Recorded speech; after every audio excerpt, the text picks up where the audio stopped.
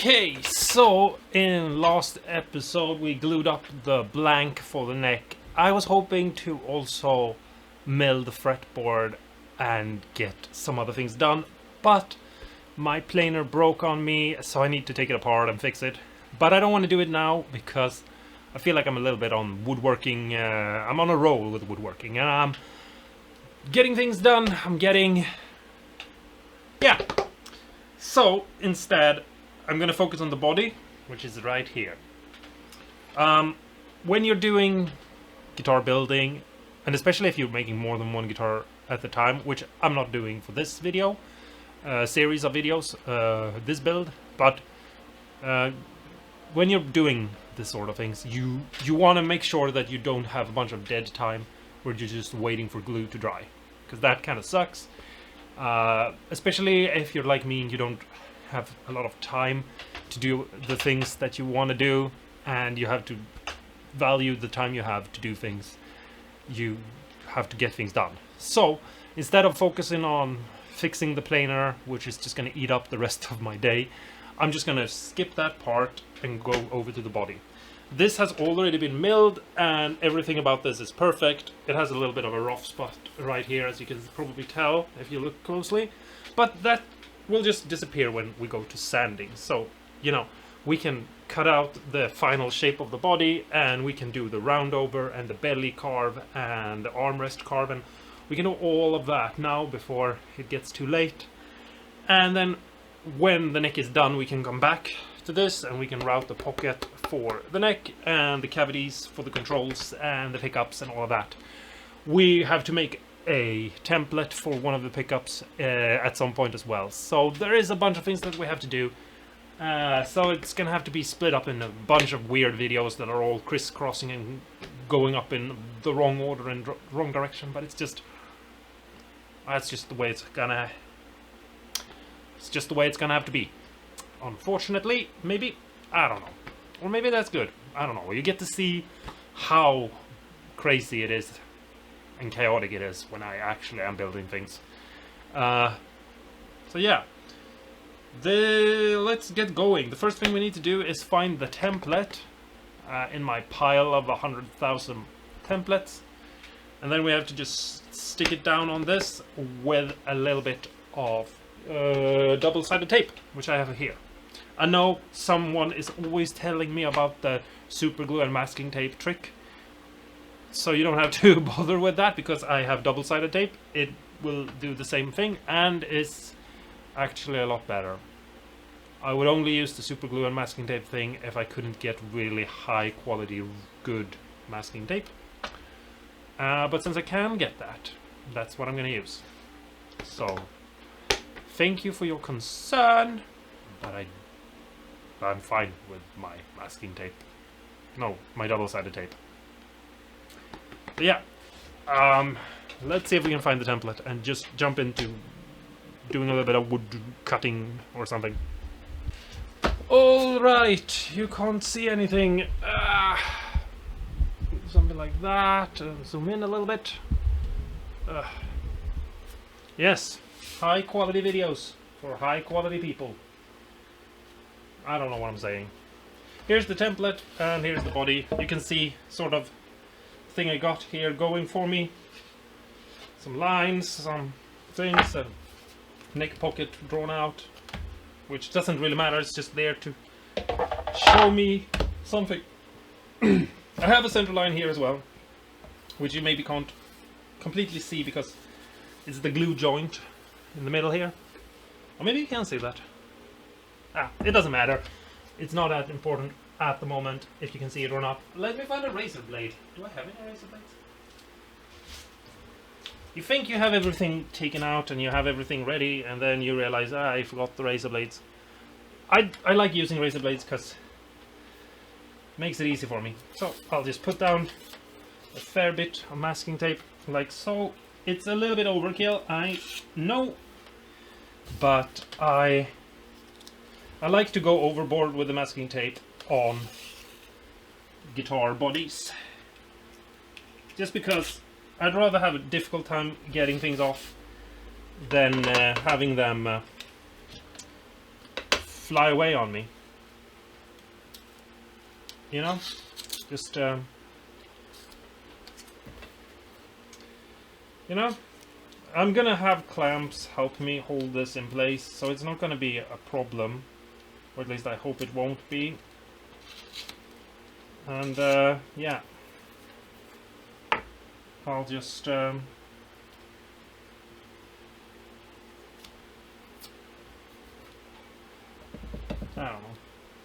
I don't know what I'm saying, but I'm not editing. I'm not editing out my horrible English. Something like that. Now we have a couple of pieces, and we'll put down clamps to help hold it when we go to do the actual routing, because that's good to have. That's good. That's good. Now I just need to find something to press it down with, like this handle here. I'll just rub it down like this, just to get an extra good grip.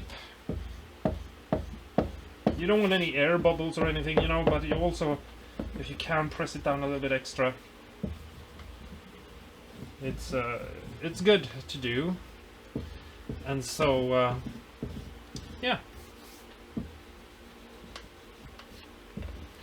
And one thing that maybe I should have spoken about or said something about, I don't know if I've gotten any comments about it, or anyone asked me any questions about it, but I have a moisture meter, and I've measured the moisture in everything. But also this is like it's been laying around drying for like 10 years or something like that, probably even more, I don't remember. So it's very much dry, and last time I checked it a couple of years ago, it was really dry. So yeah, it's dry. Yeah, so let's see if we can get this tape or whatever you call it off, so if we get the double-sidedness of it. It's ready to go. Ugh. I recently broke a nail super deep into my finger, so I cut all my nails super short, and now I'm having to deal with this, which is just ugh. Come on.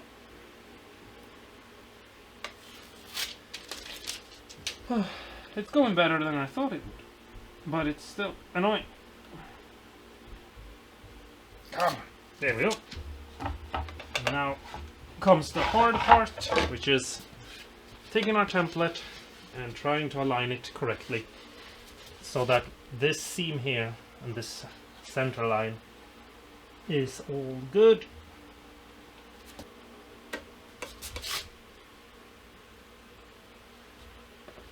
Something like that, I think. Yeah, I think. Yeah. And then I'll just sit on it for an hour or two, like this. And I'll be back. No, I'm kidding. I'm just trying to press it down. You can just go like this with your hands. It's all good. Alright, so time to remove this and see what happens. Now, I have to switch this out because the one that is in here is just a point. You can't see. The one that is in there is just a point, it's a little tip. And so, the machine is off, it's not even plugged in. And now I just need to press this down, find space for it, where it locks in, and just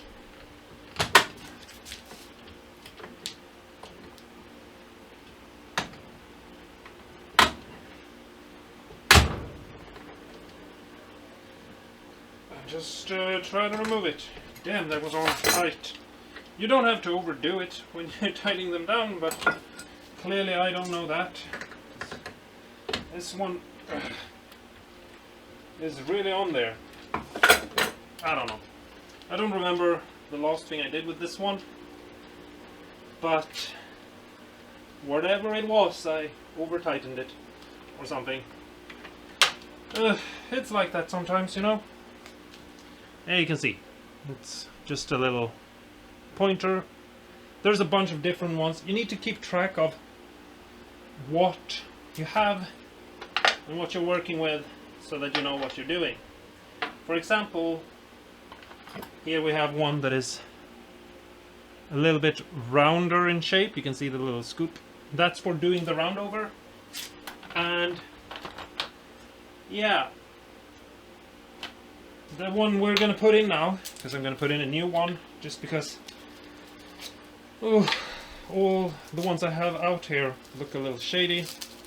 So let's take out a brand new one and use that. And yeah, it looks like this. The one we're gonna use. Really nice now. And the bearing is on top. It's very important, because if you look at this, the bearing is on the bottom, and basically the bearing will lie on here and follow along and cut away the rest. But if I was doing this on a routing table, or I was doing this on maybe with this on the bottom for some reason, then I would use this and have the bearing follow along the template on the bottom. Yeah, you know, so yeah, you need to basically just know what you're doing and why you're doing it and what you need to use in order to have the thing. Now I just need to find the right sized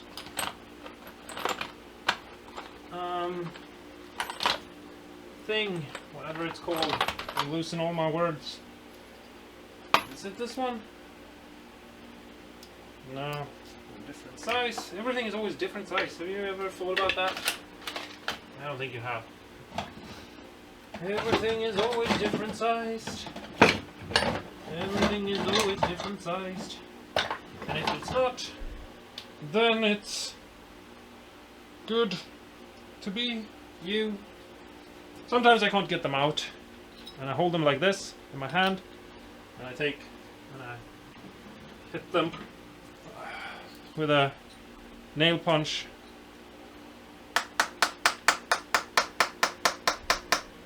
And maybe that will help. Come on, don't be like that. I know I said I wasn't gonna edit, but I'm gonna stop recording here now and try to get this out because you don't need to see this. Alright, so just a little bit extra violence and I got it out. So now I can place this in here. Be careful with how you touch it so you don't touch the blades, because you don't want to accidentally hurt yourself. You know, I know you might be tempted to like put it in like this, but you see how the ring in there, you're supposed to actually try to get it all the way. So I'm going to try to get it all the way. So depending on how long of a shaft you have, you might have to think differently. Yeah, but you see how I got, hopefully you can see how I got all the way in, and it's fairly in there. Now I'll screw it in, see if I can tighten it down. And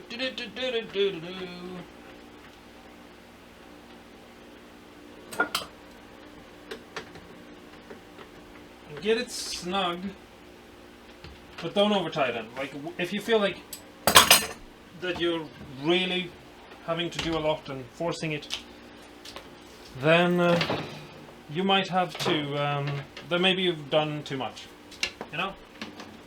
So, now I'm just going to put ear protection on, and I'm going to start it up to see that it's not wobbling or anything. It should basically look like a pillar with nothing not being sharp on the sides. If it looks faded and weird, it's wobbling. So I'm just going to take a quick look. And obviously also put some power.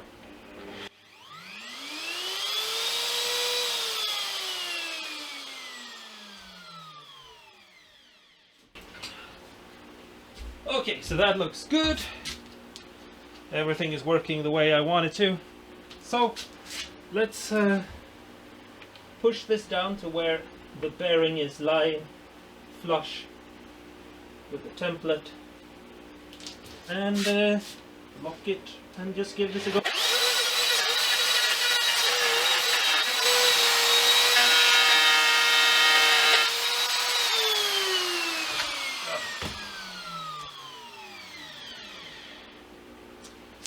Super lame.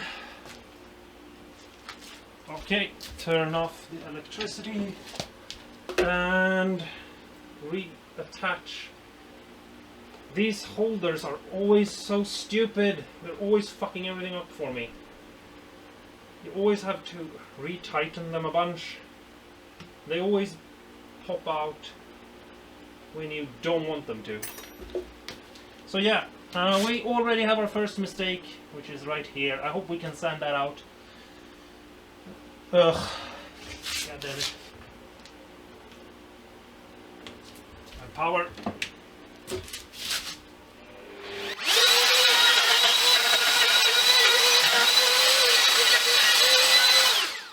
So far it looks pretty good. I'm a little bit annoyed right there, but I don't know. I don't know what to do about it.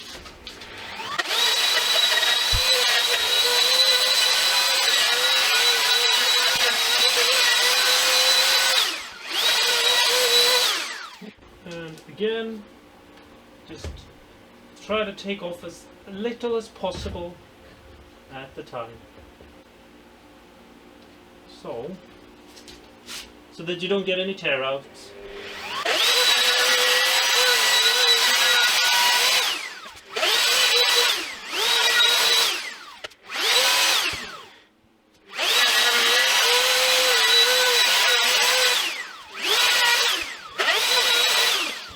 Okay, so again, had a little bit of a mistake, a mishap happened right here and a little one right here. That's because the holder for the bearing, I shouldn't touch it when there is electricity. Yeah, okay, so yeah, so I'm gonna have to sand here and fix this and make this look a little bit better, but that's okay. That's a mistake that everyone will do at some point, and so it will just have to be a part of the video to show you how to fix that. We will do that real soon, but first I have to do what I just did on the other side. So what I need to do is just unclamp this, but in a special kind of way where I sort of clamp this maybe there first. Do I have any extra clamps? For example, no, everything else is on the neck. Damn, no, here I have two clamps. I was just about to say that you never have enough clamps, but I do actually have enough clamps. This might be the first time this has ever happened in the history of guitar building, that someone has enough clamps. Actually had 6 extra clamps that I could have used. No, but I disclamp it, but I have these clamps so that if the template moves, it doesn't move, you know. Now I can turn this around and I can put this here, put this clamp over here, and I can take this clamp off because I always have more than one clamp ready, and I can push this in here. I can take this clamp back. I know this might seem really ridiculous, but if you've ever made a guitar and you've accidentally have had your templates move on you because you're moving them about, you will know the headache of having to try to realign them. And so a good way to not have to deal with that is just having clamps always on the body. So yeah, I'll do that. I'll push it in a bit, and we'll have to route the backs and the neck pocket area right here separately. Again, just because I don't want it hanging out off the body too much. I think that's the wiser move. than trying to rush along. But there you have it. Now I just need to go over this and route this away until I have that very tiny little lip left.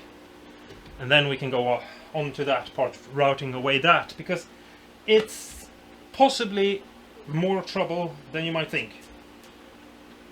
You know, just a little bit, because you can get tear outs when you have that little thing. So let's do that slowly together. See you in a bit. Alright, so as you can see, here I have a little bit left that I have to do. And I just want to try, instead of doing this with ear protection on, maybe I should take them off so you can hear me. When you get to stops like this, you can get tear outs and blowouts if you have the machine here, start it up and it starts spinning and it just hits the wood. You know, it becomes like a snap like that. It just BAM! Ow, I almost cut my wrist. So what you should do is hold it out a bit from where you're going to go, start up the machine so it starts spinning, and then slowly move in to the template and start cutting away. I hope that makes sense. Talk to me in the comments below if that didn't make sense. But you should do that all the time. Usually you want to cut so you only have like a mil of extra that you're taking away with the router. I can understand if you can't get to that point, because I sometimes have issues with that as well, but you should try to do that and then slowly move the router in to the wood instead of just pushing the bearing up against the template and start off the machine. So look at how I'm doing it right now, and hopefully you can get a good view of what I'm doing. But I'm holding it up, I'm pushing my router down, I'm measuring it so that it is next to my template, the bearing is lying neatly. I'm moving away a little bit, a couple of mils. I'm starting it up so that it spins freely. My workpiece, and let it slow down and get to a stop away from what I'm doing. Then I'm moving it back. I'm realigning my cutting so that it cuts to the right depth. I move it away from my workpiece again, and I start it off. I'm letting go, I'm letting it slow down away from the body. And that's how I've smoothed everything out. It looks perfect, exactly the way I want it. A little bit of sanding, it's all this is going to need. It looks super nice, it's super smooth. No issues. And that's because I started off, went in, removed, went out, let it die, removed it. Alright, now I've routed all along, all over the place, and I can remove my clamps. And put away my clamps for a bit at least, and I'll take this one off as well if I can. Come back here. Whew. And I know I talked about smell before, but now it's just been cut, so the smell is everywhere. It stinks in here. Whew. But yeah. Sorry, I just let's take off the template. There we go. And yeah, all the tape stayed on the body. Just put it away immediately. And now we can start trying to get some of this off.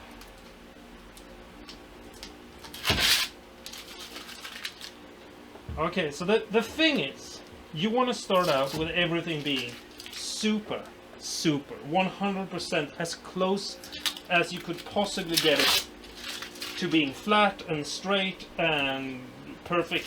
That's why it's a really good thing to be able to mill your wood, because you can't trust the people you buy it from to do a good job. But this one is perfect. I've checked it a couple of times before, and I've checked it again, and it's super important for cutting away the rest. If you have some weird dips or anything like that, you're not going to be able to use it. You have to mill it. It looks a little bit rough, but that's going to disappear when we sand it. It has a little bit of quilt in it, which I think is really cool. Yeah, that's going to look so cool when we get to it later. I have a little bit of a mishap here. I'll talk about it a little bit more now that you can see it. The bearing wasn't secured down. I should have checked that before, but we will get a little bit of mistakes in our builds. So I'm gonna have to sand this out and smooth it out and make this look better. And yeah, I'm not gonna focus on that right now.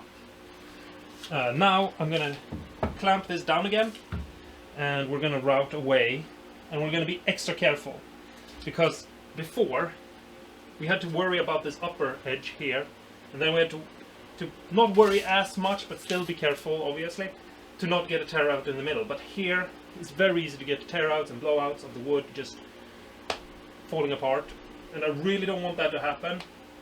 So yeah, if it happens, we'll have to put in some glue and glue the piece back, and hope that that will work. But that means that this video will end earlier and not be including a lot of parts that I was hoping for. So let's hope that doesn't happen, basically, because that would be annoying. So yeah, eye protection and ear protection and clamps is what we're gonna need. So yeah, let's clamp the body down and just try to get a lot of this out of the way. The soft pad on this one is gone. Can you see what I'm pointing at? The soft pad here, it's gone. So I flip it over to this so that I always have a soft pad for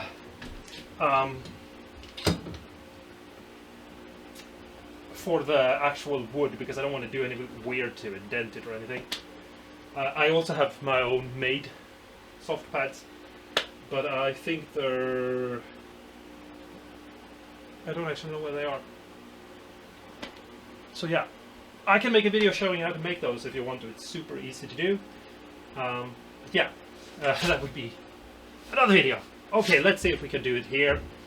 It's going to be extra difficult. Push this down and push it a little bit further than we need, and then let's go real slow.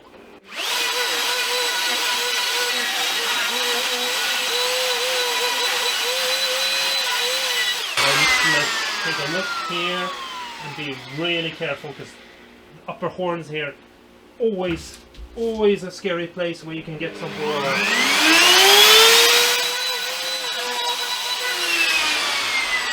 Yeah, that turned out good. Good. Okay, and when I say go slow, I mean I'm gonna go up to the line here, go up to the wood, and I'm just slowly gonna eat away, because I have more than a mill here, and I don't want to take it all in one go, so I'm just gonna.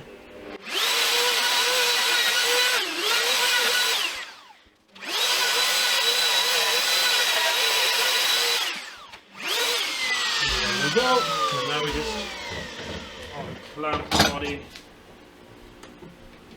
and we drop everything. Here we also have this weird piece where I glue on some end grain, and since I'm gonna cut it all down and make a armrest, can you see what I'm pointing at? We have this weird angle here, so we have to be extra careful there, but we'll take it when we get there. And that really screwed up this entire area. But never mind. Let's not focus on the negatives when we have so much work ahead. Okay, so I don't know if you can see it. Down here there is a weirdness where there is no wood. So let's push ourselves up there. Push ourselves a little bit further. Now I'm just going to slowly eat my way in here, leaving this edge here alone.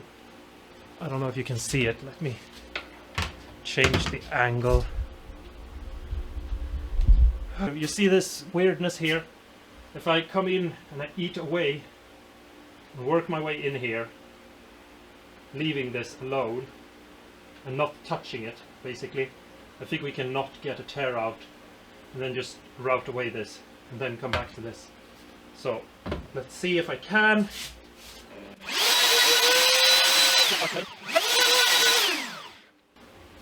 You can see, like, I'm digging my way in here like this, and I'm just slowly working my way up. And here you can see I'm just digging my way up, and there I have it, just sort of. And now I can come back and I can try to do the same thing on the opposite side. And it's just because the wood is weird and strange, and you need to be weird and strange with it.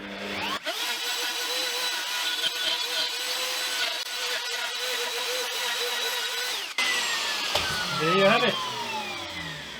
It's not completely perfect, but that's also, you know, this is a very strange part. You know, we have a weird nut encapsulated in here. We have the weird grain. We have the split of the wood because this is a glued on piece. You know, it's just a little bit strange.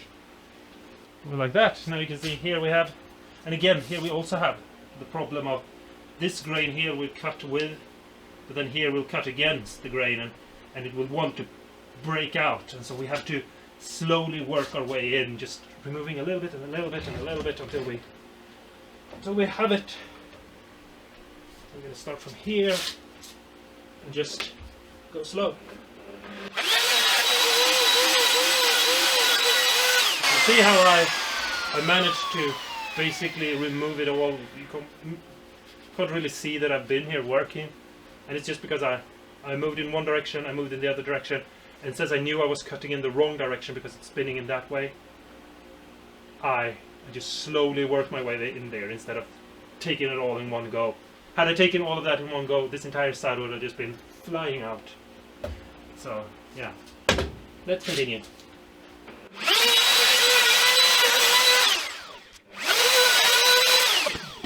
So that's it. Let's remove this clamp, put it away, take off ear and eye protection. And the body is basically done now. The outline, I have this area here, which we will, this area here, I can't. Let me zoom out a little bit. Ah, wrong. So, looks really cool. I hope you think so, at least. And now I just have to figure out what to do here. Or, I mean, figure out, I need to just smooth this out, basically. So, yeah, let's do that real quick, somehow. But first, I'm gonna take a 5-minute break. I have a little bit of sawdust all over me and all over the place, and I just need to clean it up a little bit. Not too overly, you know, because there's next step is going to be a lot of sawdust too, but just clean it enough so I can stand here and work and all of that. So see you in a bit. Alright, so here's the belt sander. I have ear protection on, and it's clamped. All I'm going to do is basically I'm going to just try to smooth this out. So,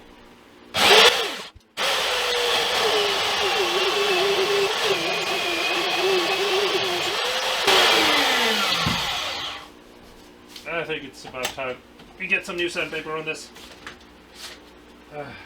It's too old. Need something better.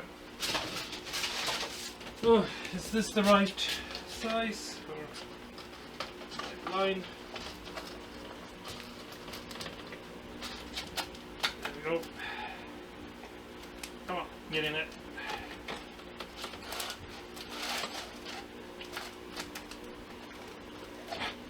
Something like that.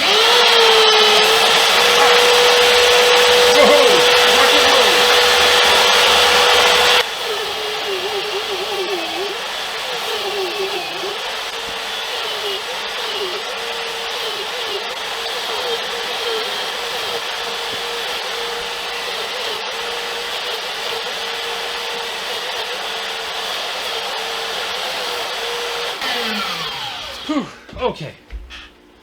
Ah. Ah. Whew.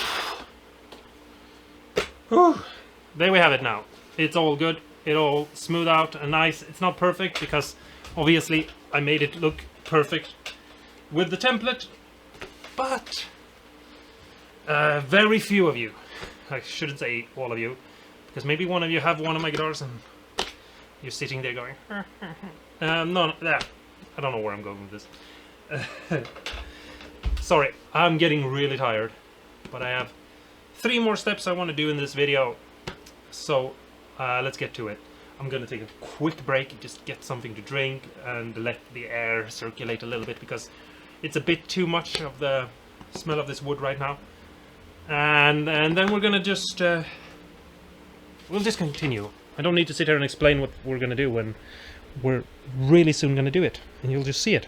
Alright, so it's time to do the round over, and I have a round over bit in here, and yeah, basically we'll go around and we'll do the round over, we'll get it done, we'll get it out of the way, and everything will be good. There are a lot of different ways you can do here. You know, you don't have to use a round over, you can keep it square and just do a little bit of sanding round over, depending on what sort of finish you're gonna do. You know, you decide for yourself how insane you want to go. And yeah, I'm just going to do a standard sort of Stratocaster round over. And the reason why is I like that. You know, I realize some of you maybe are watching my videos hoping that I will do a scratch build that is, you know, something weird, crazy, you know, exotic woods and quilted maple tops and things like that, but it's not my kind of guitar. If I ever make one of those guitars, it's going to be for someone else and not for me. But for me, plain, solid, boring, easy to use, workhorse guitars, that's my jam, that's what I want, that's what I like. Yeah. We're going to try to make this guitar look fancy in certain areas. We're going to, later on, just wait and see. But, but we're not going to go over the top and do weird squiggly things and inlays that are super crazy and is, you know, like a woman's face or something like that. We're just gonna do a simple, easy, solid guitar that is beautiful to look at. Yeah. I'm starting to ramble. You might not know this, but it's getting late and I've been doing this entire day. All videos up until now, one day, one go, just. I feel like I could build a guitar in one day. I mean, I know I can because I've done it before. Back when Crimson Guitar did the 9-hour challenge, I did it too. Just I didn't film it. It's not that hard. It's mostly annoying. I don't know what I'm talking about. I'm rambling. I probably shouldn't tell you any of these things.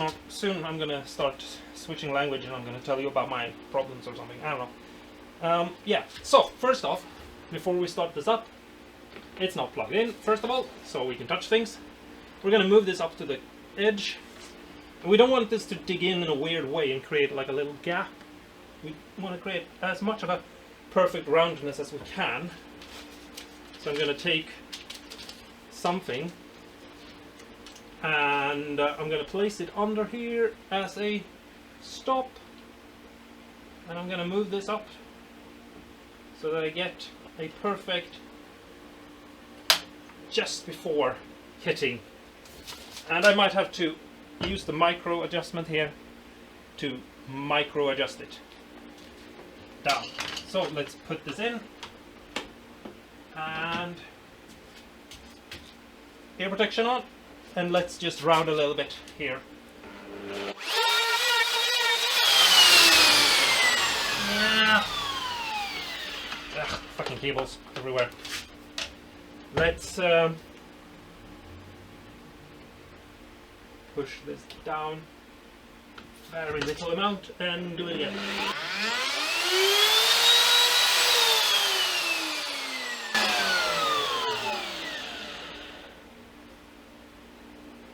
Actually, I need to loosen that. Lock it.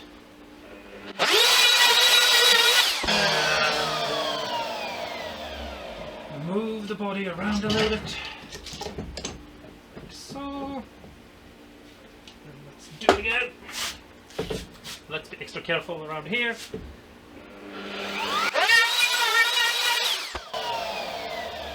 And let's move it again.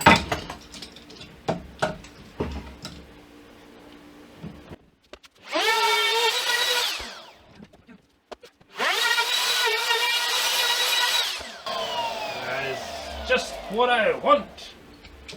Awesome possum. Cheesecake Factory. Let's flip it around and do the other side. But I don't think you need to see that. I'll be back soon. So now we are outside and we're going to do the real messy work. Here we have the body. We're going to carve away this wood here super quick. So there's the center line right there. I don't know if you can see it. So from there to there, we're just going to draw a line. Like so. And then we're gonna clamp the body down like so. Yeah. And now we're gonna take my planer right here. Just move some things out of the way. Put it to max so it cuts 2 mil and ear protection on, and then I'm just gonna move it a little bit here, and then I'm just gonna plane this at an angle down. So let's see how that goes.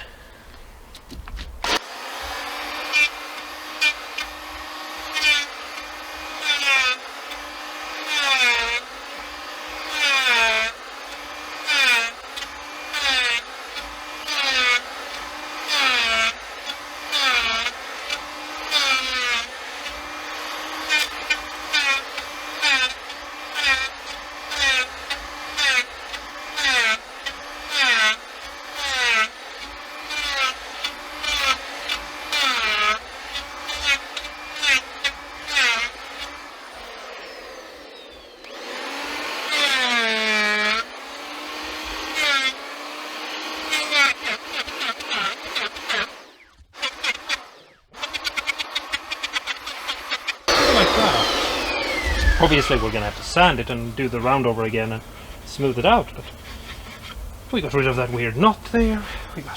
Yeah, let's go down to 1/2 mil, a little bit less. That looks nice, easy. And the good thing is, I know everything is straight and planed because I planed it. The only thing I had to do was set the angle in the beginning and work my way in with the angle. And that meant that this would become thinner and thinner and thinner as I moved into this line. And if I had this line even further in, then I would either have to set the angle different, or just, you know, it would have broken through because I made this too thin. But it looks nice, it looks good. Obviously it needs sanding, but yeah, we were gonna sand anyway. So yeah,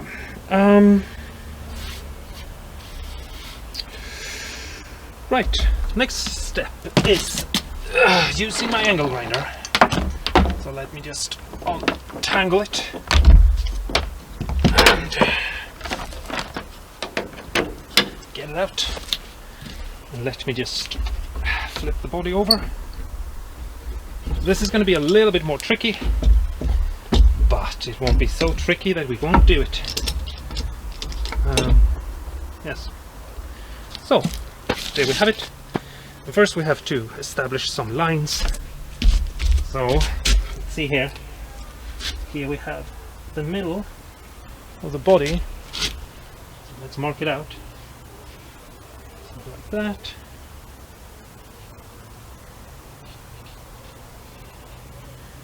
To here maybe? Actually, let's go a little bit further. And then let's go down. Something like that. Now, before my battery runs out, ear protection on, And the angle grinder. I've modified it, so it's basically a rasp, and I've cut down the shield. And we'll just see how much you can see.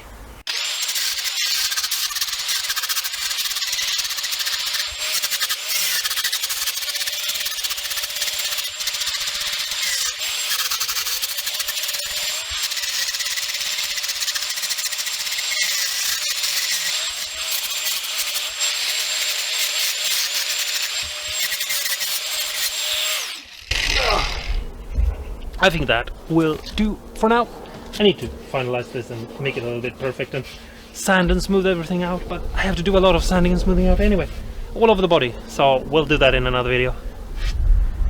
I hope you learned something, and yeah, let's jump into the Q&A now, and hopefully it's a lot of fun. So yeah, see you, bye! It's time for the Q&A, yeah. Hello and welcome to this video's Q&A. Let's start off with PHLGRB. Philgerb. If that's your name, I'm sorry. You wanted to know what wood I'm using for the body. Now, I'm using the species called Camarasuparis, and it's a local garden tree that you usually don't allow to grow big enough for any sort of guitar building. It's not a particularly hard wood, but it has a very nice smell to it. It smells really nice. The issue is it's a very strong smell.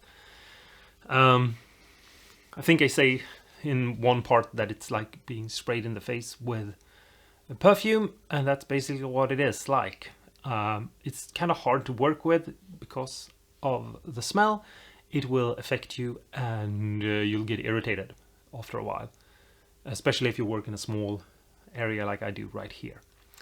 The tree was growing in my neighbor's garden, and as they moved away, the new neighbors wanted to basically cut the tree down and let in sunlight. The tree had grown to be 10 meters tall or something like that, and been left there for 7 years or something like that. I think I answered in the comments that it was a 100-year-old tree, but looking into it a little bit extra for the Q&A here, it's around 75 to an 80-year-old tree. It's been standing there for a long time. It's really sad that they cut it down.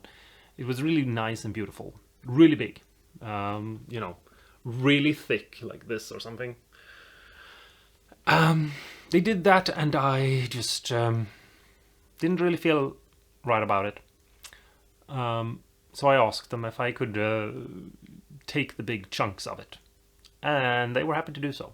They're really nice people, so don't think mean of them. But it was poor decision making in cutting down the tree. They should have just lived in shade. No. Anyway, that's what the tree is. And yeah, I've made guitars out of it for a while now. I had to leave it to dry for 10 years. Or 8 years or something like that first. And then yeah, that was the only comment. And then I could make guitars out of it. And I've done a couple of them, and I like them. I enjoy them. I think that I don't want to get into the tone wood debate, but there are interesting woods out there that you can have fun with and be creative with that are hardwoods. So check out your local area for weird, crazy hardwoods. And, you know, you can offer people something sustainable and weird and crazy and different. Maybe. So yeah, thanks so much for watching. And until next time, stay awesome and cool.